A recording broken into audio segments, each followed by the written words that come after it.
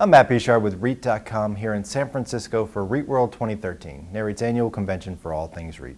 Joining me for this CEO Spotlight is Bill Bayless, the President and CEO of American Campus Communities. Bill, thanks for joining us. Thank you, Matt. Wanted to start with something that you said during your third quarter earnings call. You said the focus for the next year was going to be on internal value creation. And we've seen your company and the sector as a whole be very active with growth through acquisitions in the past.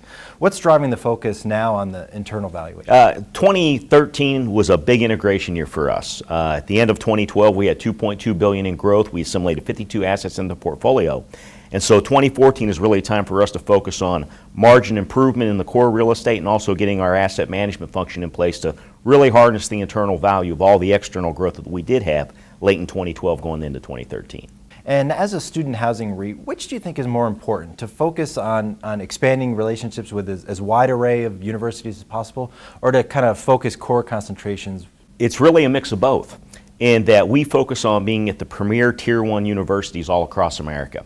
And so just by the nature of where we are focused, we're geographically dispersed, always looking to enter the new markets. However, once you do have a foothold in that college market, the best way to have some of that internal growth is through the economies of scale of growing within that same market. And as we've grown to know each other and talked many times, I've seen some of your properties. They're fabulous. And I think back to the dingy little apartment that I had in college, and that was the norm back then. And obviously your company and others like you are really changing that. How have you seen the expectations for the student renter change? And when we go back, certainly just mid-1990s, student housing was an ignored niche within real estate. And so absentee landlords and low-quality products are what most of us experienced when we went to college. And so what's really taking place today is the modernization of student housing, and it needs to occur. And so one, we just see a higher caliber of product that meets the needs of today's students and parents. One of the big emerging trends is technology.